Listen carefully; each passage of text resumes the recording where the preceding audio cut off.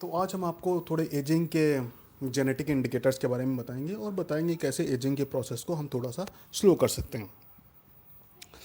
तो हमारी जो क्रोमोसोम्स होते हैं उनका जो एंड होता है वो एक कैप की से प्रोटेक्टेड रहते हैं, इनको टेलोमोर्स बोलते हैं।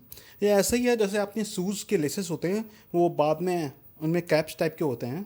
तो इनका भी काम सिमिलरली होता है कि इनको अपने जेनेटिक इंफॉर्मेशन को सेव करके रखना, बचा के रखना। लेकिन ऐसा एक नॉर्मल प्रोसीजर होता है कि कुछ देर बाद क्या होता है, सेल आपका डिवाइड होती है। जो सेल आपकी जब डिवाइड होती है तो ये एंड कैप्स थोड़े छोटे हो जाते हैं।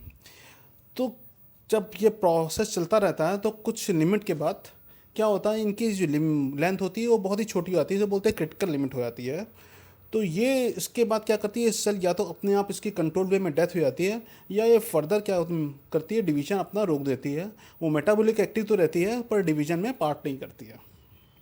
तो जितने ओल्ड एज होते हैं उनमें इस टाइप की सेल्स बहुत होती हैं जो आपका फर्दर डिवीजन नहीं करती हैं, लेकिन वो मेटाबॉलिक एक्टिव होती हैं। तो ये जो मेटाबॉलिक हर डिवीज़न के बाद जो टेलोमोर की लेंथ छोटी जाती है, अगर ये बहुत तेज़ी से छोटी हो रही है तो ये कहते हैं कि आपकी एजिंग स्पीड से हो रही है।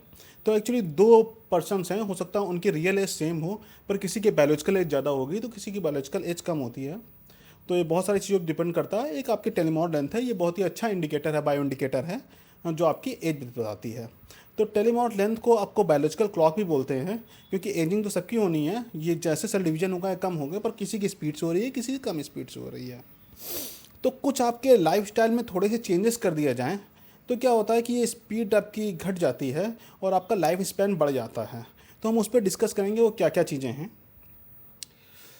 एक तो स्मोकिंग। स्मोकिंग एक बहुत मेजर रीज़न है। ये आपके ऑक्सीडेटिव स्ट्रेस बढ़ा देता है। ये ऑक्सीडेटिव स्ट्रेस क्या होती है, जैसे ही हम हमारे कुछ नेचुरल है, जैसे हम खाना खाते हैं तो मेटाबॉलिक रिएक्शन होती है, तो उसमें क्या होता है, कुछ फ्री रेडिकल्स बनते हैं। फ्री रेडिकल्स वो आपके एटम्स हैं जिनमें एक आपका अनपेयर्ड इलेक्ट्रॉन होता है, तो ये बहुत ही एक्टिव होते हैं। तो ये आपके डीएनए वीएनए को हार्म कर सकते हैं। तो इसमें क्या होता है, बॉडी में एंटी ऑक्सीडेटिव एजेंट भी होते हैं, तो ये आप इसको काउंटर करते हैं। पर अगर आपके फ्री रेडिकल्स ज़्यादा हो जाते हैं आपके एंटी ऑक्सीडेटिव एजेंट से, तो हम ये कहते हैं कि ऑक्सीडेटिव स्ट्रेस हो गई है। तो स्मोकिंग ये इंक्रीज़ कर देती है।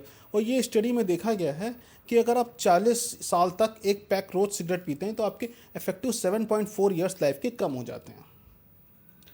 सेकेंड है ओबेसिटी। ओबेसिटी में लोग इतना ध्यान नहीं देते। आपने स्मोकिंग में देखा होगा, कभी आप परमिशन लेने जाएँ तो आपसे पूछते हैं कि आप टबैको कंज्यूम करते हो कि नहीं करते हो, उसके प्रीमियम बढ़ा देते हैं। पर इतना ओबेसिटी में फोकस नहीं है। लेकिन ओबेसिटी भी चीज़ है, वो भी बहुत मतलब इम्पॉर्टेंट है। अगर आप बहुत ज़्यादा मोटे होंगे तो आपका क्या होगा कि एजिंग आपकी बहुत जल्दी होगी। और आपका जो एक वो दिखाया गया है, स्टडी की गई, उसमें देखा गया 8.8 ईयर्स ऑफ लाइफ आपके घट जाते हैं। ये आपकी स्मोकिंग से भी ज़्यादा डेंजरस है। तो आप ध्यान रखिए, फिट रहिए, फिट रहना बहुत ज़रूरी है। और ये स्ट्रेस, स्ट्रेस सबसे इंपॉर्टेंट चीज़ है जो हम इसको मेज़र नहीं कर सकते, इसलिए ये अननोटिस्ड रह जाती है। कहा जाता है जब स्ट्रेस होती है तो हमारे हार्मोन्स होता है, ग्लूकोकॉर्टिसोल हार्मोन्स है, एड्रिनल ग्लैंड से निकलता है। ये आपका एंटीऑक्सीडेंट है जो आपका फ्री रेडिकल्स होते हैं जिनको काउंटर करता है और उनका इफेक्ट कम कर देता है, जिससे आपकी ऑक्सीडेटिव स्ट्रेस बढ़ जाती है जो आपके डीएनए को हार्म करती है और जिससे आपकी टेलोमर सॉर्टिंग बढ़ जाती है। तो स्ट्रेस को कंट्रोल करें। ये स्ट्रेस को कैसे कंट्रोल कर सकते हैं, एक तो ये है कि आप अपने आसपास जो इन्वायरमेंट है उसमें लोगों से बहुत अच्छी दोस्ती करके रखिए, एक सोशल सर्कल बना के रखिए। आप जहाँ जाते हैं अपनी वर्क प्लेस में एक हेल्दी इन्वायरमेंट और हैप्पी इन्वायरमेंट बनाइए, तो इससे आपके स्ट्रेस लेवल कम होंगे और ओवरऑल आपको फर्दर डिजीज़ होने की चांसेस कम हो जाएंगे और आपकी लाइफ की जो वो है स्पैन वो भी बढ़ जाएगा। मेडिटेशन, मेडिटेशन का भी बहुत पॉजिटिव इफेक्ट दिखाया गया है। खासकर स्पेशल जब स्टडी की गई तो देखा गया लेडीज़ में मेडिटेशन का बहुत अच्छा इफेक्ट पड़ता है। उनकी जो टेलीमोर्स की लेंथ है वो नॉन मेडिटेटर से बहुत अच्छी पाई गई है। तो ये एग्जैक्ट इसके पीछे के मैकेनिज्म क्या है ये तो नहीं मालूम है, लेकिन लोगों को लगता है कि जो स्ट्रेस होती है, स्ट्रेस से जो हार्म होता है ये उसको रिवर्स कर देती है। शायद मेडिटेशन करने से आपका थोड़ा टेंशन लेवल, स्ट्रेस लेवल कम हो जाता है, जिससे आपको ये फ़ायदा होता है। तो हम अभी रिकमेंड करते हैं कि जैसे आप सुबह ब्रश करते हैं, ये सब करते हैं, ऐसे हैबिट में डालिए। आप 15 मिनट मेडिटेशन डेली करिए। ये आपके ओवरऑल हेल्थ के लिए बहुत अच्छा है। इसका जो आपका डाइट लेते हैं इस पे ही बहुत डिपेंड करता है। तो देखा गया स्टडीज़ में आपका कि आपकी वो डाइट जिसमें आपका थोड़ा प्रोटीन कम है, थोड़ा फैट कम है, कार्बोहाइड्रेट ज़्यादा है, वो ज़्यादा अच्छी रहती है। और प्रोटीन भी कौन सा प्रोटीन है इस पर बहुत डिपेंड करता है। अगर आप कैसीन की जगह सोया बेस्ड प्रोटीन ले रहे हैं तो वो ज़्यादा बेटर रहता है। तो आप ऐसा फूड खाइए जैसे जनरली हमारे बीच में अवेयरनेस रहती है कि हाई प्रोटीन फूड अच्छा होता है।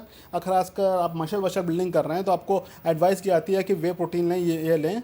लेकिन ओवरऑल आपकी एज ऑफ पेचिंग इन सब के लिए वो फूड अच्छा है जिसमें आपका कार्बोहाइड्रेट का इंटेक ज़्यादा है in comparison to the fat and protein. दूसरा क्या होता है कि मैंने जैसे पहले बताया था, जब हम अपने खाना खाते हैं तो मेटाबॉलिक रिएक्शन होती है, उसका जो बाई प्रोडक्ट होता है फ्री रेडिकल्स बनते हैं जिससे ऑक्सीडेटिव स्ट्रेस होती है। आप इसको नहीं कर सकते क्योंकि हमारे लाइफ के लिए बहुत ज़रूरी है। पर ये ऐसा देखा गया है कि एक्सपेरिमेंट किए गए, स्टडी की गई हैं कि अगर आप कम खाना खाते हैं, आप कम कैलोरीफिक डाइट लेते हैं, तो आपका क्या होता है, ऑक्सीडेटिव स्ट्रेस बहुत कम हो जाती है जिससे आपकी एज बढ़ जाती है। तो खासकर चूहों पे एक्सपेरिमेंट हुए हैं तो कुछ पे तो डबल तक की एज देखी गई है। तो आपको थोड़ी हैबिट ऐसी बनानी चाहिए कि आप अपनी भूख से कम खाना खाएं। एक और भी है कि जो मैंने आप लिस्टेड किया है कि आपका एक्सरसाइज। देखा गया एक्सरसाइज आपकी दो तरह से हेल्प करती है। एक तो आपकी हेल्प करती है कि आपका थोड़ा स्ट्रेस कम हो जाती है और जिससे कि क्या होता है कि आपकी वो अच्छा होता है। देखा गया है जो आपकी मॉडरेट एक्सरसाइज करते हैं, जैसे आपका डेली 2 और 3 किलोमीटर्स रनिंग कर रहे हैं, तो ये भी आपको टेलीमॉस लेंथ पे काफ़ी अच्छा उनकी लेंथ बाकियों से अच्छी पाई गई है। तो आप अपनी रूटीन में थोड़ा सा एक्सरसाइज भी लाइए। जरूरी नहीं कि आप बहुत ज़्यादा करें, अल्ट्रा मैराथन करें, फुल मैराथन रन करें, लेकिन 2 या 3 किलोमीटर्स भी आप डेली करते हैं तो इससे बहुत इफेक्ट होगा। तो कंक्लूजन क्या है कि टेलीमॉड लेंथ शॉर्टन होने से आपकी जिन लोगों की एज ज़्यादा होती है उनकी टेलीमॉड की लेंथ कम होती है। और ये आपका किस पेस से शॉर्टिंग हो रही है दिखाता है कि आपकी एजिंग की पेस क्या है। अगर लाइफ स्टाइल फैक्टर्स आप चेंज करते हैं, जैसे आप स्मोकिंग कम करते हैं, थोड़ी फिजिकल एक्टिविटी करते हैं, ओबेसिटी कंट्रोल कर लेते हैं, स्ट्रेस नहीं रहता है आपको, आप थोड़ा हैप्पी इन्वायरमेंट में रहते हैं, तो इससे आप रेट ऑफ टेलोमेर शॉर्टिंग घटा सकते हैं। जिससे क्या होगा, आपकी एज ऑफ पेसिंग भी घटेगी और कैंसर का रिस्क भी रिड्यूस हो जाएगा।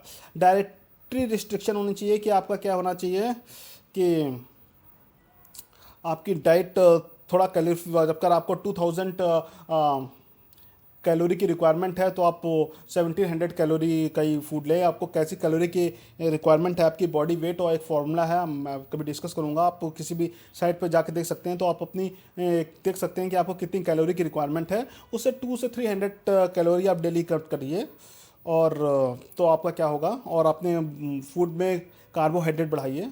तो ये सब आपको फ़ायदा करेंगी। और ये एक ऐसी चीज़ है जिसमें आपको बहुत ज़्यादा चेंजेस नहीं करने हैं, बहुत हैवी चेंजेस नहीं करने, थोड़े थोड़े स्मॉल चेंजेस करने पे आपका जो इफेक्ट है वो बहुत अच्छा रहेगा। आपकी जो एजिंग की पेस है वो कम हो जाएगी और एज रिलेटेड जो डिजीज़ के रिस्क हैं वो भी काफ़ी कम हो जाएंगे। तो अगर आपको मेरा वीडियो पसंद आया हो तो मेरे चैनल को सब्सक्राइब करिए, और भी मैं ऐसे उस पर वीडियो डालता रहूँगा जो हमारी डेली लाइफ के लिए बहुत ही इंपॉर्टेंट हैं। Thank you for watching my video.